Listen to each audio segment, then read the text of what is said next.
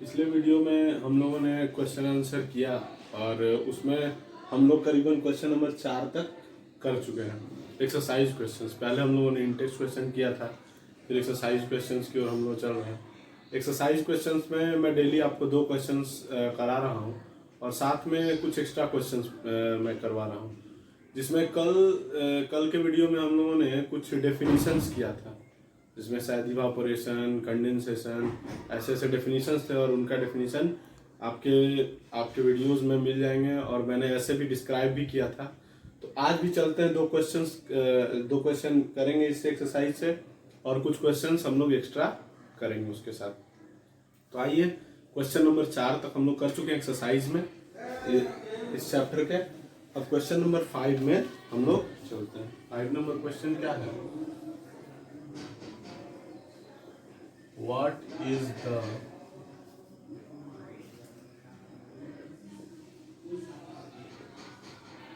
physical state of water at A है 25 degree Celsius,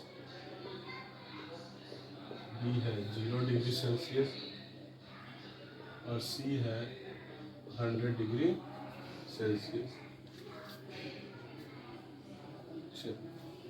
ये question, इस क्वेश्चन में आपसे पूछ रहा है कि इन सब टेम्परेचर्स पर वाटर का जो है वो कौन सा स्टेट हमको दिखेगा। वाटर कौन से स्टेट में होगा, या तो सॉलिड में होगा, या तो लिक्विड में होगा, या तो गैस में होगा। तो वही हमसे पूछ रहा है। तो यदि हम बात करें 25 डिग्री सेल्सियस की, तो 25 डिग्री सेल्सियस को लगभग हम लोग बोलते हैं रूम टेम्परेचर। आप बताइए, रूम टेम्परेचर पर जो वाटर है, आप लोग घर में पानी जो आपको आता है वो किस स्टेट में होता है? ऑब्वियसली लिक्विड स्टेट में होता है।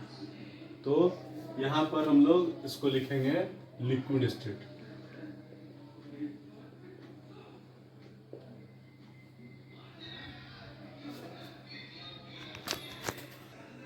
अब 0 डिग्री की बात करें तो 0 डिग्री को क्या कहते हैं हम लोग? Freezing point. फ्रीजिंग पॉइंट है ये वाटर का। तो यानी ये इस समय बर्फ बन जाता है। तो बर्फ बन गया तो कौन सा स्टेट हो गया? Solid state.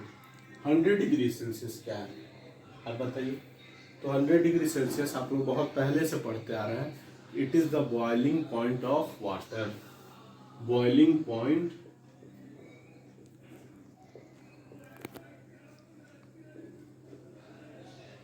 Of water. इस टेम्परेचर पर लिक्विड जो है वो बॉइल करना था। 100 डिग्री पर बॉइल कर रहा है।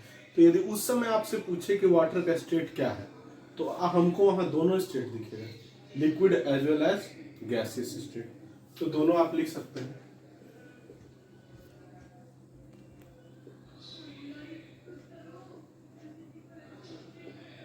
लेकिन मोस्ट अप्रोप्रिएट जो है, ज्यादातर जो मतलब सबसे ज्यादा करेक्ट आंसर होगा गैसियस स्टेट। लेकिन हम लोग चूंकि वहां दोनों स्टेट दिख रहा है, ऐसे तो उस समय गैस में चेंज होना शुरू हो जाता है, तो गैसियस स्टेट भी आप लिखेंगे तो कोई गलत नहीं होगा। लेकिन सबसे करेक्ट आंसर होगा liquid as well as gaseous state. तो एक बार फिर से मैं बता दूं, 25 degree Celsius normal room temperature है। रूम टेम्परेचर पर वाटर जो है वो किस स्टेट में होता है? तो लिक्विड स्टेट में। 0 डिग्री सेल्सियस क्या है? तो फ्रीजिंग पॉइंट है। फ्रीजिंग पॉइंट है तो यहाँ पर वाटर जो है वो क्या होता है? बर्फ के रूप में जम जाता है। तो जम जाता है तो वो कौन सा स्टेट? Solid state. और 100 डिग्री सेल्सियस क्या है? तो 100 डिग्री सेल्सियस है बॉइलिंग पॉइंट वाटर का। इस समय पे मैंने बताया कि आपने पानी को खौलते देखा होगा, उस समय वो लिक्विड भी स्टेट में भी होता है और गैस स्टेट में भी कन्वर्ट होता रहता है। तो हम लोग को वहां उसके दोनों स्टेट्स देखने को मिलते हैं। 6 नंबर में चले तो 6 नंबर क्वेश्चन में हम लोगों का है, give 2 reasons to justify. Give 2 reasons to justify मतलब हम लोग को 2 रीजन बताना है, 2 कारण बताना है जो स्टेटमेंट मैं देने जा रहा हूं उसको जस्टिफाई करने के लिए। कि ये सही है या नहीं। इसको जस्टिफिकेशन के लिए आपको दो स्टेटमेंट्स देने हैं। पहला जो है वो है question, water at room temperature is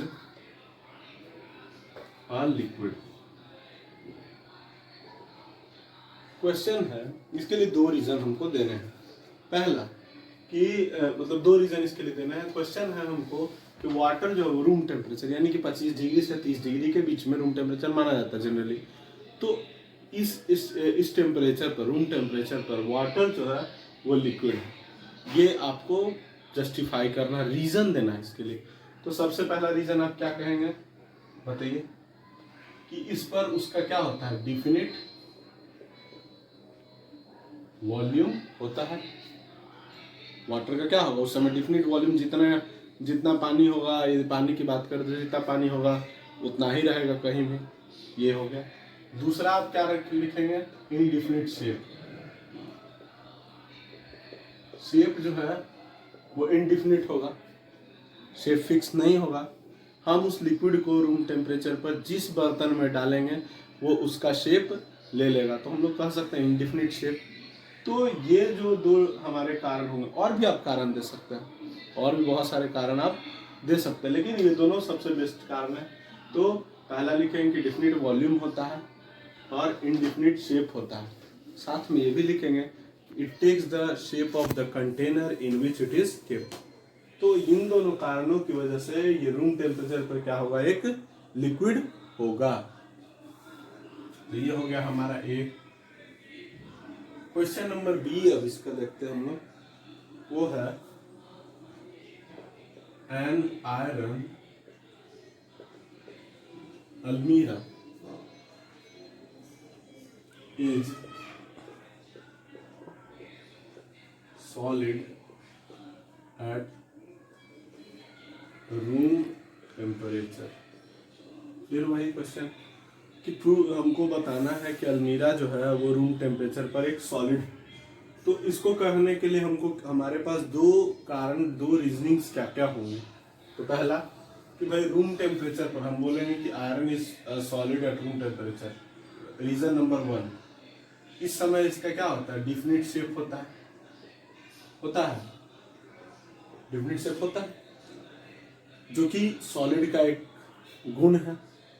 second, इसकी डिफिनिट वॉल्यूम होती है, होता है। इसमें रिजिडिटी होती है, ये रिजिड होता है तो होता है। तो इन तीनों में से कोई दो कारण आपको लिख देना है, जिससे कि ये साबित हो जाएगा कि अलमीरा जो है वो रूम टेम्परेचर पर सॉलिड है। तो इस ढंग से हमको इसमें दो रीजंस करने थे। एक दो क्वेश्चंस जितना हो पा रहा है मैं दे रहा हूँ, ये क्वेश्चंस आपको लिखने हैं। पहला क्वेश्चन है, how does temperature and pressure play role in interconversion of states of matter. Question number 2 जो आप लिखिएगा वो लिखिएगा कि during interchange of states of matter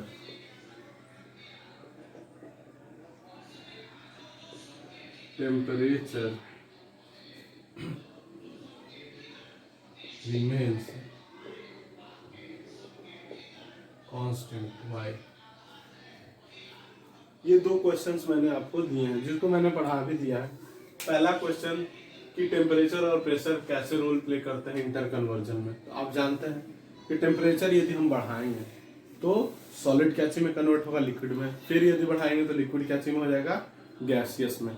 अब यदि प्रेशर की बात करें तो गैस की तरफ से ही, यदि गैस में प्रेशर बढ़ाइएगा तो वो नज़दीक नज़दीक पार्टिकल्स आएंगे, जिनमें सबसे ज़्यादा दूर थे नज़दीक नज़दीक आएंगे, तो वो क्या में चेंज होगा, लिक्विड में। फिर फर्दर प्रेशर बढ़ाएंगे तो वो लिक्विड जो है वो सॉलिड में कन्वर्ट होगा। तो ये लिख देना है आपको। सेकंड क्वेश्चन आप लोग पहले से जानते हैं कि स्टेट ऑफ मैटर जब चेंज होता है तो हम लोग उसमें जो हीट देते हैं वो टेम्परेचर को बढ़ाता नहीं। क्यों? क्योंकि वो हीट क्या होता है, वो जो हीट है वो उसके इंटरमोलिकुलर फोर्स को तोड़ने में यूज अप हो जाता है। इस वजह से टेम्परेचर जस का तस रहता है, टेम्परेचर बढ़ता नहीं।